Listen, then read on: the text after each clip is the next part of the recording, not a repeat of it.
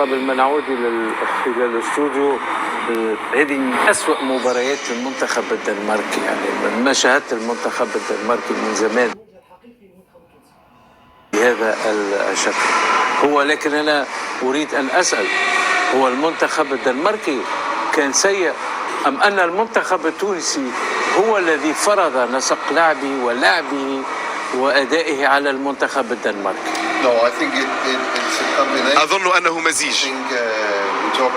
نحن تحدثنا عن ذلك بين الشوطين، كل تلك الطاقة التي بذلها المنتخب التونسي، وتساءلنا هل يواصلون في الشوط الثاني، وجاءت الإجابة. منذ البداية المنتخب الدنماركي لم يدخل في نسق المباراة بالمرة، ولم يفرض أي نسق بالمرة. كان هناك بعض المفاجآت في التشكيلة منذ البداية، وعندما بدأنا مع بعض اللاعبين الذين هم ربما ليسوا جاهزين ولم يأخذوا بعض الوقت للتأقلم مع المجموعة، لم يتمكنوا من التأقلم. إذن ورأيت في بعض الفترات الدنمارك يقدم أشياء جيدة، ولكن منذ السنوات الأخيرة هذا ليس الفريق الذي عاهدناه. في الحقيقة هذا ليس مستوانا الحقيقي. بعض التمريرات البسيطة لا يمكن ترويضها من بعض اللاعبين، الكرة دائما ما تكون عشوائية.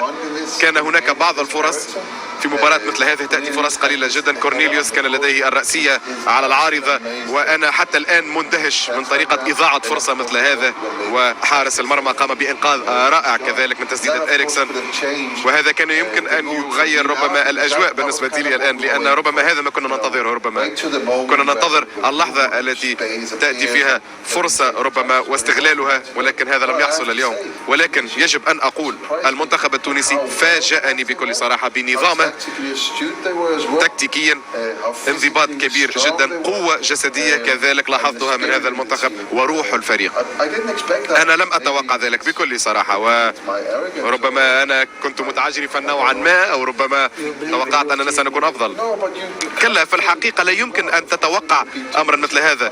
نحن لن نفكر أننا سنفوز قبل المباراة، ولكن أتذكر أن إنجلترا كذلك كانت قد هزمت تونس في مباراة الافتتاحية. لذلك لا عذر بالنسبة لي أو للمنتخب الدنماركي أن لا يحذروا من هذه المباراة. مستوى جيد جدا لتونس اليوم، في الحقيقة منتخب محترم جدا. إن شاء الله المقابلة الجاية المنتخب التونسي يكون أحسن وأفضل بكثير من اليوم بالأهداف، والدنمارك يكون أفضل أمام المنتخب الفرنسي. الدنمارك تفوز على فرنسا، تونس تفوز على إذا في الكرة هذا هو.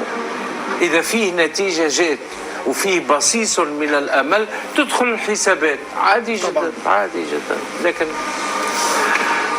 حمدي، أعجبك المنتخب التونسي اليوم؟ تنظيم دفاعي على أعلى مستوى. أنا أعتقد أن المنتخب التونسي النهارده فرض أسلوبه على منتخب الدنمارك من أول دقيقة في المباراة. أول 5 دقايق تقريبا أن المنتخب التونسي كسب كل حاجة في المباراة، 50-50 تشالنج، كل الكور المشتركة، السكند بول، كل حاجة دي ورت إزاي المنتخب التونسي داخل المباراة شرس. داخل المباراة استخدم الجمهور بشكل كويس جدا. أعتقد أن الجمهور لعب دور كبير جدا النهارده في أداء منتخب تونس. اللاعبين كان عندهم حماس كتير، شراسة.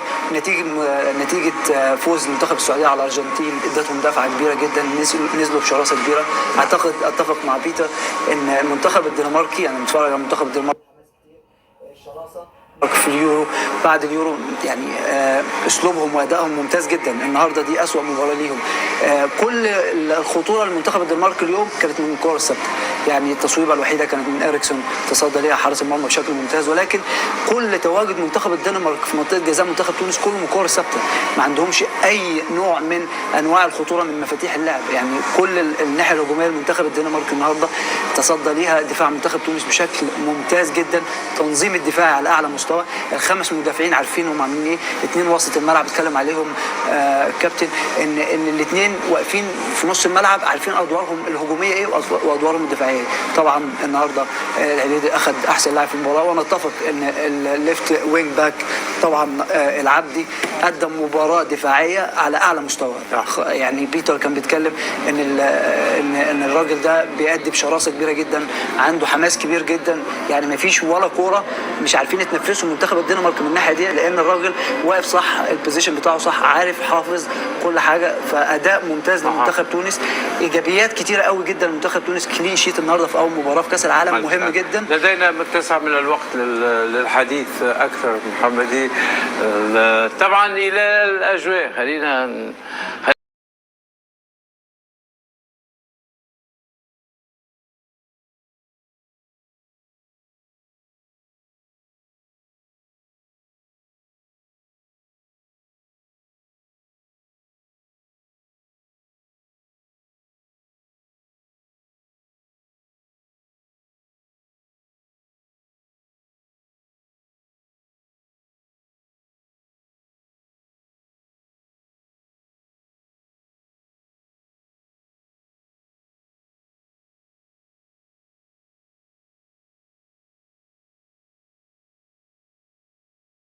الطيبون مثل بائع الورد، حتى إذا لم تشتري منه فرائحته دائما طيبة، فأنتم الورد وأنتم رائحته.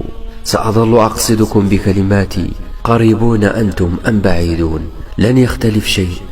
وأرفع إلى الله دعواتي بأن تملأ السعادة قلوبكم، وأن يغمر الطهر أرواحكم دائما وأبدا. متابعين الكرام،